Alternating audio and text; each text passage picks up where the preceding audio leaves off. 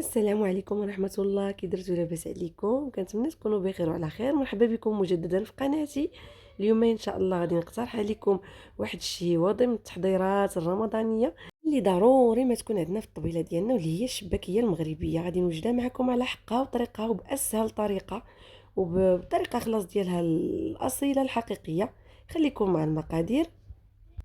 المقادير: غادي نحتاج كاس ديال اللوز محمر ومطحون. هنا غادي ناخذ العبار بالكاس ديال العنبه، جوج كيسان ديال الزنجلان محمر ومطحون حتى هو.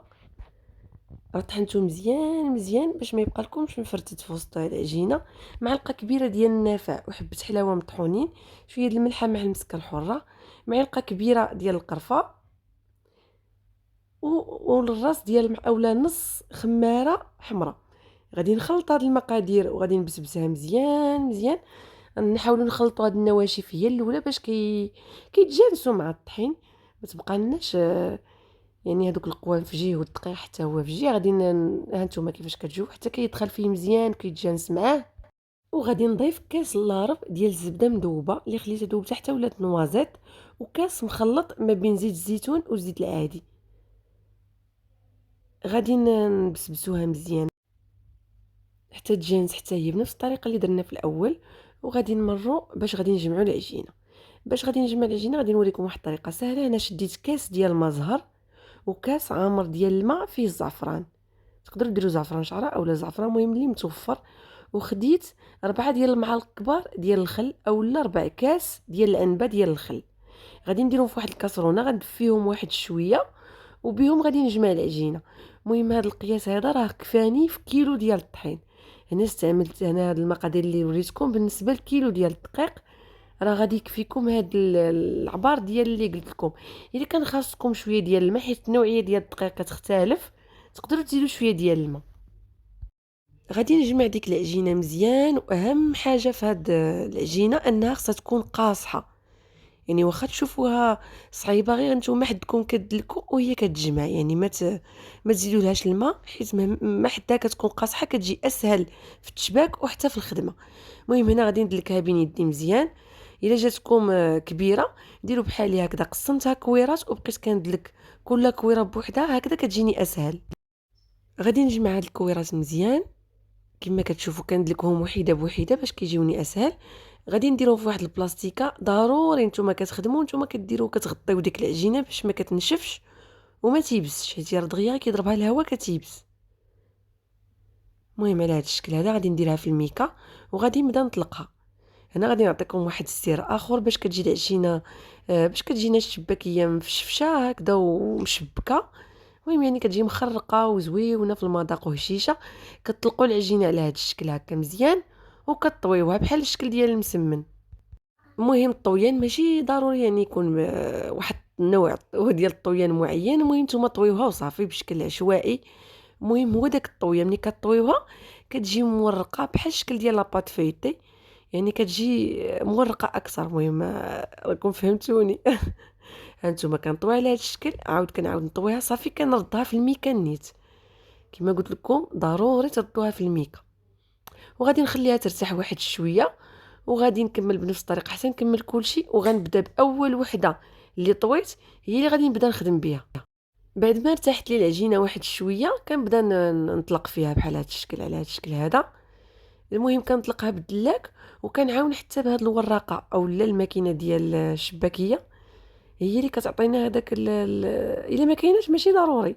يعني الا كنتو كتعرفوا انكم تطلقوها بالدلاك مقاده وفي نفس الغلظ باش ما تجيكمش غليظه، انا كنعاون بها وصافي باش كتجيني نفس الرق. راه كترققوها مزيان صافي وكنبدا نقطع. هنا كندير 1 2 3 4 وكنقطع 1 2 3 4 وكنقطع. كنحاولوا تكونوا فهمتوني، يعني كندير 4 ديال الضربات وكنقطع صافي. غادي ندير لكم الطريقه اللي ساهله واللي معتمده دابا ولات خلاص راه هي اللي دايره ضجه في الانترنت وفي اليوتيوب. انا غادي نوريها لكم بالعرض البطيء باش غادي تفهموها احسن. هي راه ساهله والتشباك ما تخافوش منه، غير خربقوها كيما كيما جات راه كتصدق. المهم كنشدو جوج كنحطهم فوق جوج، وهذيك السميطه التاليه كنجمع لها الجنيبات ونخشيها في الوسط. هانتوما جوج فوق جوج والسمطه التاليه اللي شاطت كنقرصها هكذا وكنخشيها الوسط صافي، وكنقرصوا هذوك الجنيبات كتجيني على هذا الشكل. انا هنا راه درتها شي شويه كبيره حيت كان الليل وعييت، بقيت غير كنزرب دغيا كنسربي. المهم نتوما حاولوا ديروها صغيره، وإلا كانت عندكم هذيك القطاعه ديال الشباكيه اللي كتكون كتسهل شويه الخدمه افضل من الجراره. انا هنا ما كانتش عندي متوفره، ديبانيت غير بالجراره وصافي. غادي نكمل التشباك ديالي بنفس الطريقه كما وريتكم. كما قلت لكم راه غادي تموتوا بالضحك، عرفتو كان الليل وعييت وبقيت غير كنزرب دغيا وحده ما كتشبه الوحده. خلاص هادي راه كنديرها غير للدار غير الوليدات، يعني ماشي مشكل. المهم هو المشاركه وتكون الحاجه ديال الدار وكتعرفوها كيفاش مصوبه ومناش احسن ما تشريوها. غير زعمو راها ساهله. ها نتوما كندير 4 ديال الشريطات وكنقطع. هنا كنزرب لكم الفيديو باش ما يجيكمش طويل. ها نتوما كناخذ جوج كنحطهم فوق جوج كنقلب. هذاك السميطه اللي بقات لي كنقرصها من الجنيبات كنحشيها الوسط، هي اللي كتعطيني داك الشكل بحال الوريضه. كاينه واحد الطريقه اخرى كتهزوا سميطه وديروا سميطه. المهم انا درت لكم الطريقه السهله وصافي باش دغيا تكملوا. هنا بعد ما كملت الشباكيه ديالي، هنا راه خليتها باتت. ضروري ما تخليو الشباكيه تبات باش كتنشف وكتيبس وكتبقى محافظه على الشكل ديالها. فاش كتلوحوها في الزيت كتقليوها، وفي نفس الوقت ما كتهزش الزيت بزاف، يعني ما كتشربش. وافونتاج اخر ولا عندها واحد يعني حاجه من الايجابيات انكم كتخليوها تبات ما كتعياوش. مثلا النهار اللي شبكتو فيه كتخليو الشباكيه تبات حتى لا غدا اللي عاد كتقليوها كتكونوا قسمتوا الخدمه ديالكم على جوج وما كتعياوش، ما كتحسوش بها بتاتا. ماشي بحال فاش كديروا كلشي في نهار راه صعيب شي شويه. صافي هنا بعد ما كملت كما قلت لكم خليتها تبات حتى لا غدا ليه كتكون نشفات مزيان. هنا غادي نشد العسل ديالي، غادي نسخنو واحد شويه. ضروري ما تدفيوه باش ملي تلوحوا فيه الشباكيه ما تهرسش، كتكون العسل ثقيله باش ما تقردش. هنايا الزيت ها نتوما راه ما درتش بزاف ديال الزيت، كديروا القياس اللي يكفيكم باش ما تشيط لكمش بزاف. و وشنو حاجه اخرى بغيت نقول لكم صافي العسل خصها تكون دافيه. صافي غادي نخلي الزيت ديالي تسخن وغادي نرمي واحد الحبه باش نشوف واش سخنات. هنا راه مازال شي شويه. المهم انا ما تسخن واحد شويه غادي نبدا نلوح الشباكيه ديالي. هنا غادي نبدا نرمي الشباكيه ديالي حبه بحبه حتى تعمر لي هذيك المقله. كما كتشوفوا راه في الاول جهدت على الزيت حتى سخنات وكنقص عليها واحد شويه، يعني ما تكونش مهيله بزاف وما تكونش مجهده، كتكون متوسطه.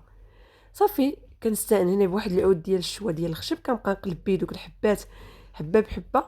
وما تغفلوش على الشباكيه ديالكم، يعني ماشي ديروها فوق العافيه تمشيو تدوروا ولا تقضيو شغالكم ولا لا، بقاو واقفين عليها. هي كطيب وانتم كتقلبوا فيها باش كتجيكم محمره قد ملي كنحس بها صافي وصلت لذاك اللوين اللي انا بغيت. هنا راه غير الضو بزاف، اما هي راه تحمرات مزيان. هنا ما كتبانش مزيان حيت كان ضارب الضو الشعه. المهم انا ما كنهزها وكنقطرها مزيان ونرميها في العسل ديريكتومون. ها نتوما كنكمل بنفس الطريقه، انا كنلوح وانا كنقلبها. وها نتوما كما كتشوفوا راه ما كتنفخ ما كتخسر ما كضيع لهاش داك التشباك اللي درتو لها. هاد الطريقه اللي قلت لكم ديال كتبات احسن. انا شحال ما كنتش عارفاها، كنت كندير كلشي في نهار وكنعيا وكتجيني صعيبه، ماشي بحال فاش كتخليوها تبات. غادي نكمل الشباكيه ديالي بنفس الطريقه حتى نكمل الكميه كامله. وها نتوما كما قلت لكم انا ما كنهزهاش من العسل، كنخليها باش كتشرب مزيان.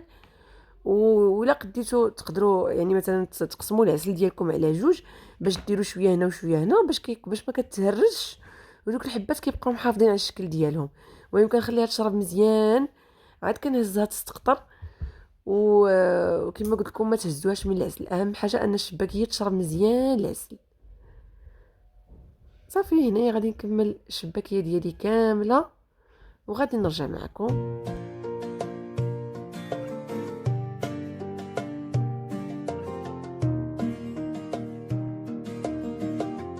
صافي هنا بعد ما كملت الشباكيه ديك الكميه اللي عندي كامله غادي ندير عليها. هنا كنقطر شويه بشويه وكندير لها الزنجلان وكنهزها في شبكه اخرى.